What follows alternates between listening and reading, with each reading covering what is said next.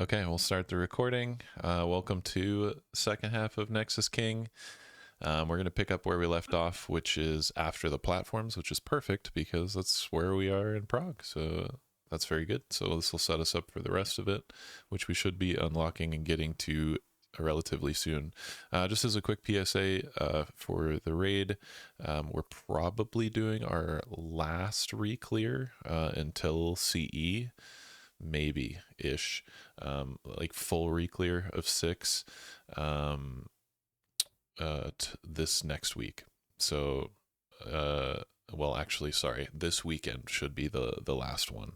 So just one more for a while. What we might do is, while we're still on Nexus King, we might move some mythic bosses to Thursday and then just do the skip with that lockout on Sunday, if there's some interest for that. But either way, we're going to start focusing on just locking in for CE, especially after the floodgates are open on the turbo boost next week.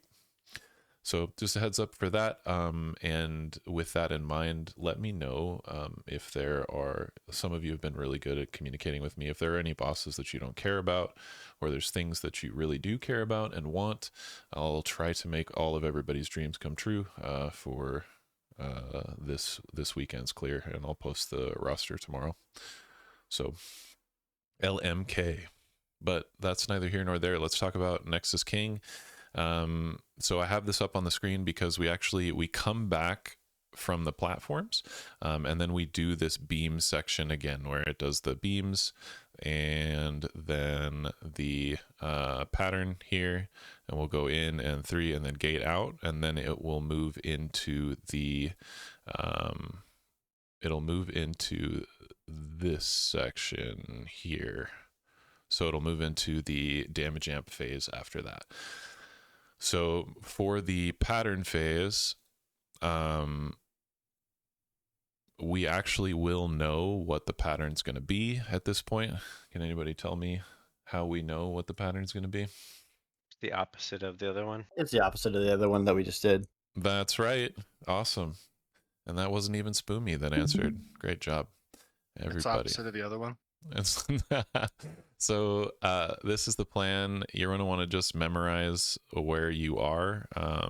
Mazza should be like pretty much right in front of square, and then everybody's going to kind of position off of that on the far side.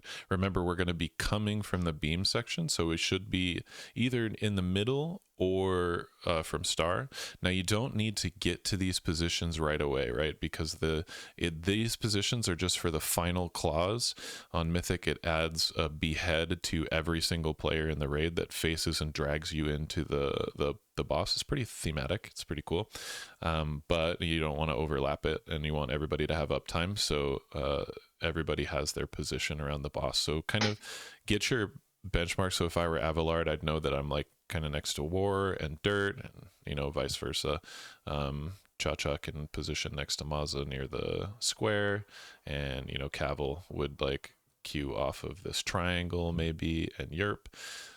So just be aware of that. There are some ranged players that will be shooting their claw in between the two people that are in front of them, but this is the plan for that. Now, you don't need to get here right away. Remember that this DmgAmp phase is 30 seconds long, so this is just to get here at the tail end. First few ticks of damage in this phase are pretty dangerous while the healers are still ramping. So actually, you kind of want to stay around, the healer area for a little bit, and then as you're dodging the claws, just kind of make your way over to your spot slowly and just end up there by the end of the phase. And it's that simple. This is where we lust and pot and blow up this Dargon so that we have a shorter phase 3. Any questions about that phase before we move on to some of the things on the final phase, and then we'll go over some VOD footage. Caligan, you messaged me. Why did you message me? Something important? Nothing important. Not now. You said you wanted the okay, cool. I sent it to you. Gotcha. I gotcha. Cool. All right. If there's no questions about this claw phase, then we'll just go over really quickly the plan for the final phase. So I decided to split it up here into just the melee plan and then the range plan. but the smashes melee are going from the first ones on X to then circle and then triangle every time. So every time the galactic smashes or the meteors or the spike ball things come out, you will do either the first one on here, the second one here, and the third one here. And then it looks like this on your UI. It will look like this, and it will be red in the center because the tank is always the center one. These have fall off damage on them, so the middle person actually always takes the most damage. And then the ones on the outside take a little bit less. So just be aware of that, especially ranged when you're selecting your position. There's going to be one of you that's not a tank, obviously. Select the center. So try to only pick the center if you have a cooldown up, because you'll take pretty big damage right there. So ranged will look like this. It'll be green. Range drops are actually 2 to star. So 1 and 2 go here, and then 3 goes on skull. So the ranged are in the furthest out orbit, and then melee is in the closer orbit, and then the middle orbit for their drops. And you'll see that play out here once we go over the VOD. Look at it another way. So round 1, melee drop here, range drop here. Round 2, range drop here, melee drop here, and then round 3, range drop here and melee drop here. So we'll go into the VOD here pretty quickly, but does anybody have any questions about that plan, or does that make sense how that works? It's similar to what we were doing on Heroic. Should we call immunity if we get it? Like for the middle?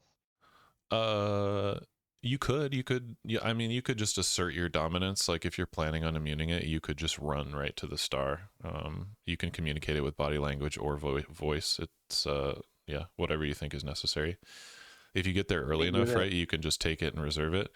But yeah. The range goes twice on the star? Yep. Round 1 here, Okay. round 2 here. So melee only switches between 1 and 2.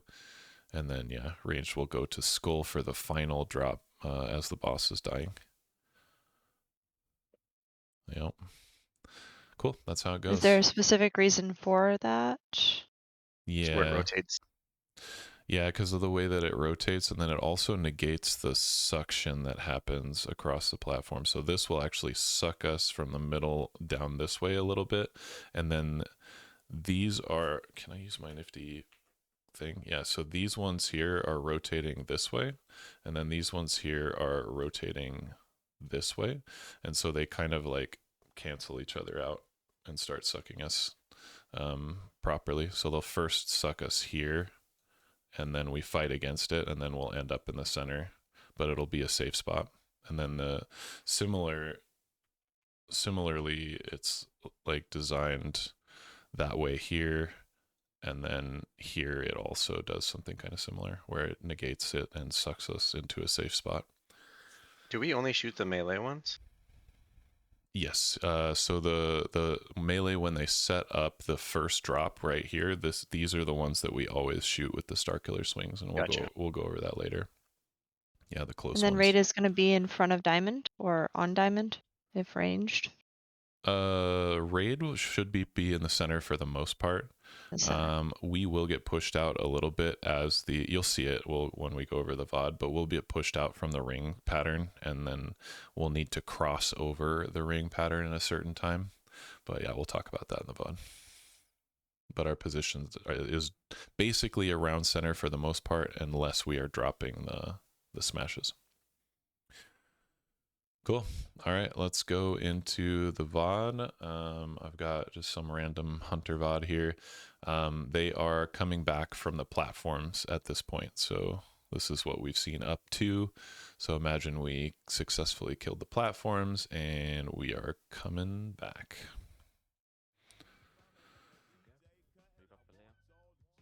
So again, they should know the pattern here.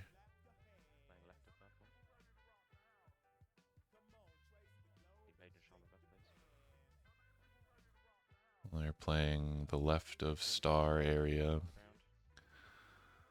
Beams are happening. Stay out. and then gateway back in, and then they're going to have the DmgAmp phase after these beams complete. So they'll lust and blow everything. And then just be a little careful with your HP as we set up here. And you can find your spots that you were assigned to.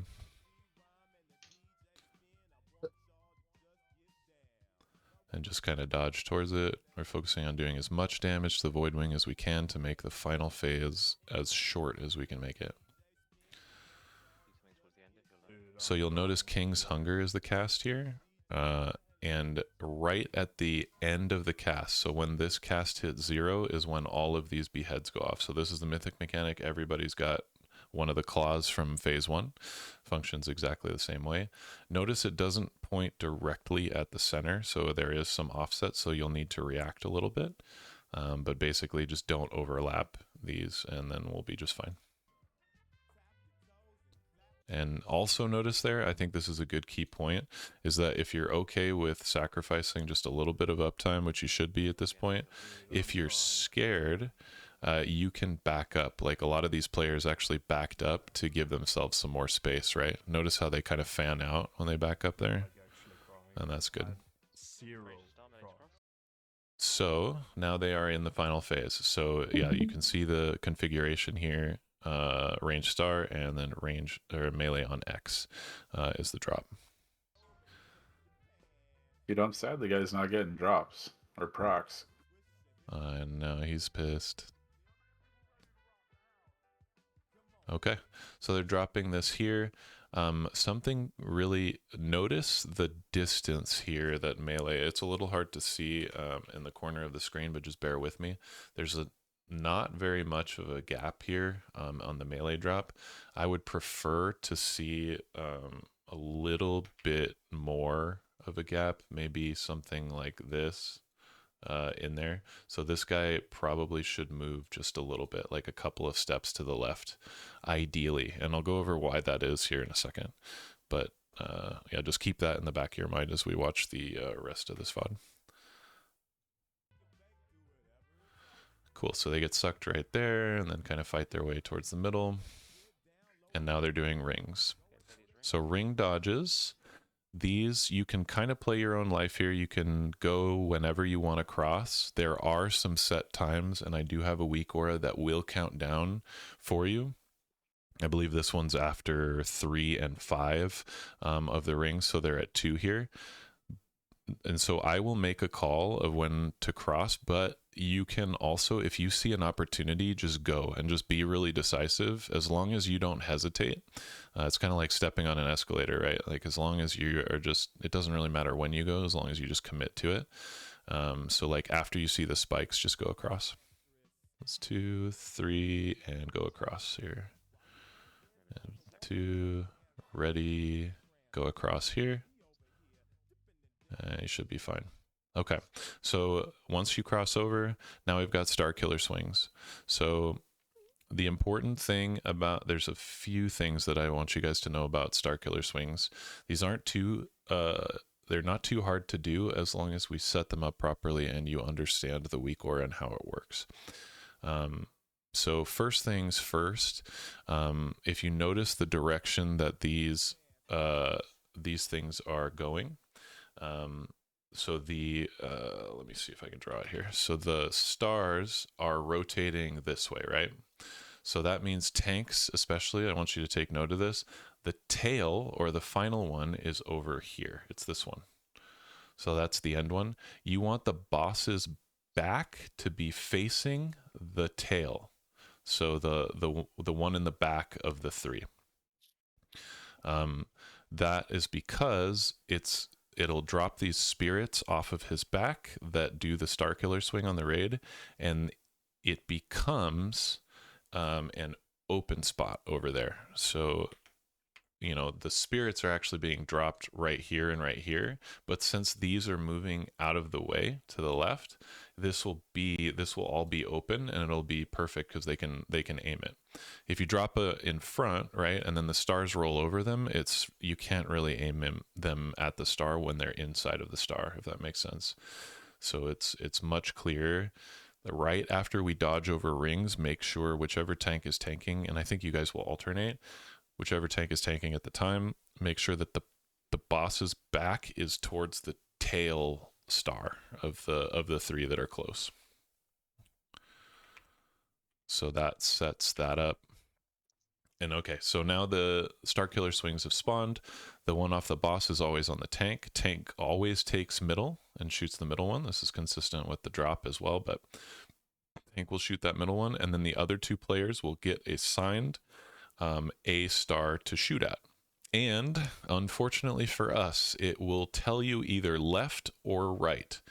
And we're not very good at left or right, but I believe in us. We can do this. So if one of these beams is on you, it will be red, just like, you know, the dashes and every other thing. So you'll see the beam. It's just like heroic, but the beam will be red. If you have a red beam on you, then you are shooting one of them, and you'll either be shooting left or right. Remember, tanks always take the middle. So if you don't have a beam on you, this is what it will say. It will say not on you. There's no beam on you.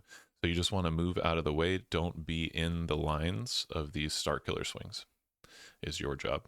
And a lot of melee even will back up a little bit and sacrifice some uptime. The damage check on this isn't too bad. So if you need to sack a little bit of damage to just make sure you're safe and you're not in the line, it leaves a big dot and does a lot of damage on you. So important to not take extra of that damage. So that happens here, and you'll see how these kind of rotate away. So it's 2 seconds away, and notice how now they've got some space to aim it. You'll want to follow the star, right? You have to track with it. It'll move, so you can't just like plant, and it's really not a time to cast or like worry about uptime too much if you're shooting these stars. If you miss this star, it's a wipe. If you hit it, we get to keep going. So it's very important that you hit the one that you're supposed to hit. So in this case, the stars are left and right is always assuming that you are looking from the middle of the room. You're standing in the middle of the room looking at the stars. So if you're like a tank and you have your back to the stars, that's not what we're talking about here. So left and right is always middle of the room looking at these three stars. So in this case, which one would this one be? Left. That's right. This one's left. So if by deductive reasoning, this one will be right in this case. And this is always the case. So you just want to make sure you're orienting yourself this way, and you get a good sense of which one is left and which one is right, and what it will tell you. Now, let me see here. Before we move on the weak aura, so right, there's one that says not on you. If there's red text, right, there's not on you. But if you happen to have a red beam on you, it'll either look like this or like this. It'll probably say a little text to speech like right or left. But yeah, you'll have a right arrow or a left arrow. So yeah, left arrow would shoot that one that we just marked with L, and right arrow would shoot the one that is marked with right. It'll That's just so annoying. pop up on the middle of your screen. Yep. So it's really important that you get this squared away in your brain, because it's a wipe mechanic. So you can't get this mixed up. If two people go to the same star, and they're not reading this weak aura correctly, it's a wipe. So very important that we all understand that. Yep. So that's how that works. Let's watch a little bit further here. So this is the first set of Star Killer swings, and it reverses their orbit. So now they're going the other way around. You don't need to keep track of that so much. I mean, this one's still left here, and this one's still right. Doesn't matter. The tanks now know that there's going to be one more Star Killer swing. There's always two sets of Star Killer swings before the next smashes. So there's going to be another one. So you'd identify the tailing one, which is this one. It's the one on the back, and face the boss's back to this one. By the way, Star Killer swing, if you want it and you think you're confident, the closest people to these ghosts that are spawning will get picked for it. You can bait it onto people. So if you're pretty confident with the mechanic and you want to play at the boss's back, go ahead and do so, especially if you have like a personal or something like that. If you feel really scared about this mechanic, you can play out in front of the boss and like away from it, and it'll pretty much never pick you. So it is baitable. But yeah, I think he doesn't get picked here because he's like a hunter, so it's like not hardly ever going to be on him. So now they're aiming them, and now they still have a second left on this, so they should be tracking with the star as it's rotating and orbiting. Boom. So they did it. So that's 2 sets. Boss is at 40%, and now they're going to drop more meteors, right? So these are the ones that we went over before. So second set, ranged on star, melee on orange. Now, the reason that I was talking to you guys about space before is that these stars, there's 2 things. So these 2 right here are scary, because if the star killer swings hit these at a little bit of a different time, even if you hit them, they can collide and wipe you. So a little bit more space between these would have been good. That's what we were talking about before. The other reason that more space would be good, like this, is that you can use this as an alley as you're running out to drop the next set of stars.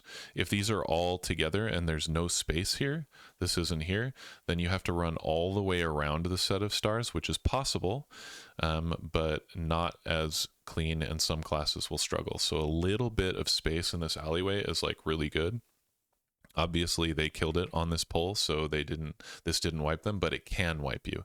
So if you're paying attention, you want to actually put those a little bit further away from each other just to assure the kill at this point. Because if you get to this phase and you just do this, there's not too much to do here as long as you just run the program. But yeah, just make sure that is. And so then they go and do the drop here, which if you watch, melee needs to drop on orange, right? And then where is orange? So orange is actually behind these stars. So notice how valuable this space between the stars is. They can actually utilize that and get to orange here. And the tank goes on orange, and then 1 on each side. And the ranger going out to star for this drop.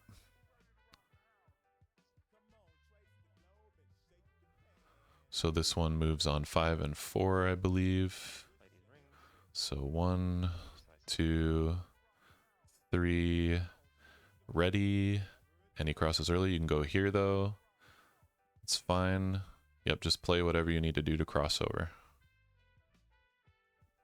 Okay, they're not on him, so he's going to get the heck out of the way so those star killer swings don't hit him. They get reversed. And a second set of star killer swings. The tail is here, tanks. You're facing that way. They did that beautifully. Good.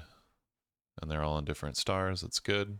And now they're doing the last meteor drop here. So ranged goes to skull, and melee will go all the way out to green for this last one.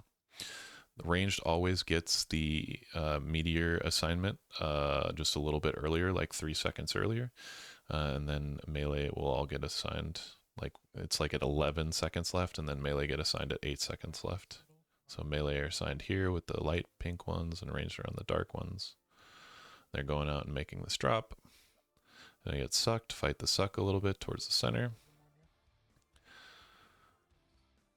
And this one is like 5 and 7. 3, ready, cross, dodge, cross, and now you're good. So that's all the dodges. Now you just need to hit your star killer swings. As long as at this point you hit the star killer swings properly in the stars, you're in business. Notice, tanks, though, how quickly that happens. Like after the dodges, how quickly the first star killer swings. So at this point, you should be thinking about his back and where the tail is and trying to get that tail in the right spot, which they did beautifully here. Star, right, Core? Say what? Tail on the last star, not like the trailing one. Yeah, just I'm When he's calling it the back on the tail, but trailing. yeah, because Alright, since it okay. reverses directions, it changes which one it's trailing. So you just shoot that at the middle stars, the ones that are closest. Yeah, these always go at the close ring. Yeah, the ones that melee drop first on X, that's what these ones are. That you're reversing orbit on every single time. You'll always hit these three. Yep. Cool. So they're not on him the whole time. Cool. So then they hit that. So they're all alive. Boss enrages in 15 seconds from here. Hard enrage at 8 minutes into the fight. Fucking go, man. Let's go, team. Let's go.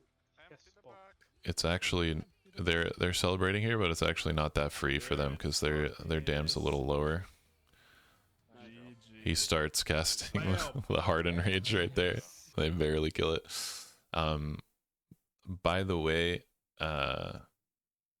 they end just so that you guys can get some pacing guides. They end phase 1 here. With the boss at, let's see what the boss is at. So they're doing the final spirits, and it's about 58%, which our best pull last week we did this. We did like 58 or 57%.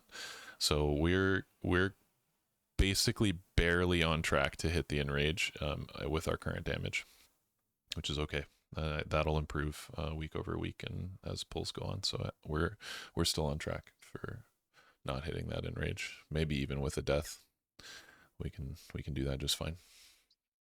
Cool. So that's that. A couple of other things. If as people go out, Mage's Mass Barrier and Muck Zephyr is really good here. You can actually follow the ranged out and then place your Mass Barrier on all 3 of these players. Very helpful there.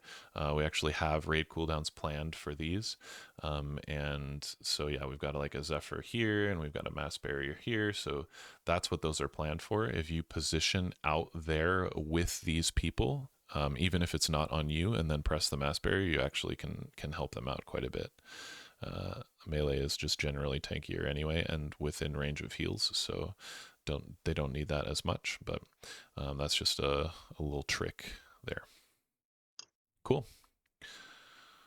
So that's mostly. Yeah, I was about to ask about that because I noticed they had mass barrier on the people out there for the first one. Yeah. So you can kind of cheese it since they're all separated from the raid. You can actually hit them all the people that really need it there.